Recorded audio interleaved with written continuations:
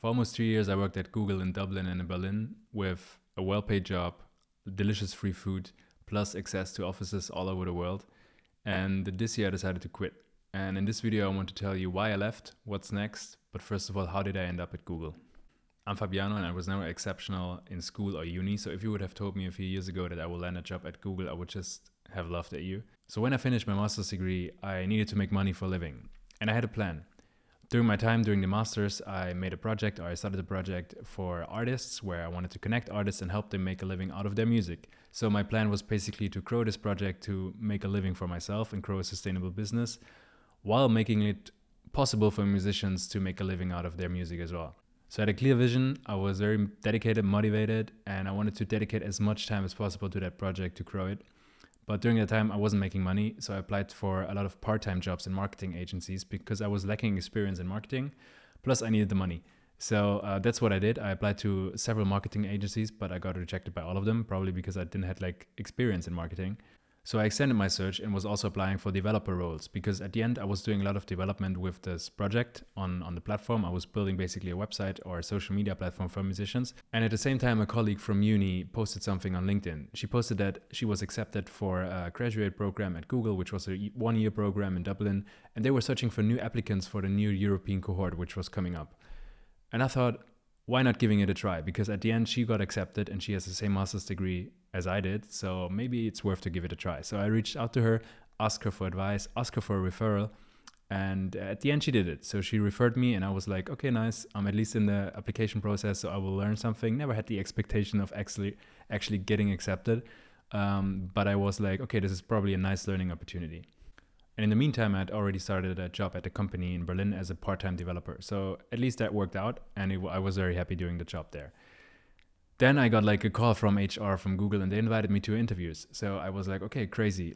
At least I got a chance to introduce myself and to get to the first interview phase. So I was like, okay, let's do it. Let's train to be part of it and let's just enjoy the experience and get some learnings. Then several weeks and 4 interviews later, I finally got the job, which I was never expected to get basically. But I was very grateful. I was happy. I was overwhelmed. And at the end decided to move to Dublin. So getting back to the question, how did I end up at Google? I'm pretty sure that it was related to what I was doing during uni. So the project that I was doing on the side, because in every interview process, I mentioned experience that I got from there. Plus I prepared very well for the interviews. I think that's basically it because I never had amazing grades or past job experiences. So that was, I think, the main reason why I got accepted and could move to Dublin and then to Berlin to get a full-time job afterwards. So why did I leave Google? At the end, I had my dream job and a nice salary, but I felt stuck. So after 1 year of the graduate program in Dublin, I got a full-time job at Google Cloud in Berlin. And I was basically responsible helping startups to implement the data and AI stuff that Google Cloud offers.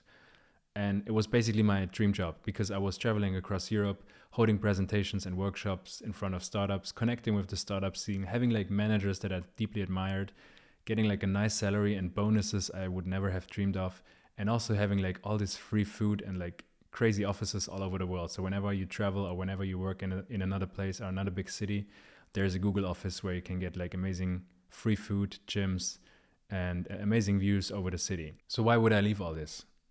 I left because at the end I always knew that it's temporary. Even before I joined Google, I recorded a video to my future self telling myself, please don't get distracted by the corporate wonderland that you will probably see, by all the nice stuff, all the free food, all the nice opportunities, but remind yourself or reflect about what's really important in your life and what you really want to build in your entrepreneurial journey. And I thought I might get away with it by working part-time on my own project, which was the music platform, and full-time at Google and slowly growing something up. But I failed. And this year I realized that I want to fully focus on something that is really valuable to myself and really aligns with my values and that will compound over the next year into a business that is sustainable and really reflects what I want to be or what I want to build as an entrepreneur. So what's next?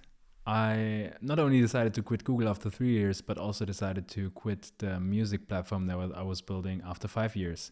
So I was basically starting from zero again. So I asked myself the question, what is it what I want to create? And I was sure that I want to create a sustainable business that is driven by my values, but also a business that doesn't require me to work every waking hour, because that is basically what I did during times when I was working at my music, at the music platform in the morning, then having the full-time job at Google, and then in the evening I would work again on the music platform.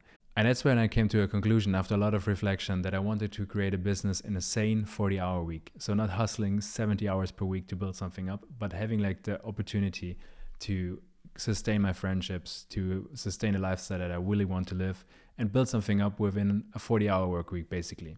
And the best part of it, I wanted to build a business that helps founders do the same. So I started the 40-Hour Entrepreneur Club. And the bad thing about it is that almost everybody in the startup ecosystem will tell you that you can't build a business without grinding 24/7.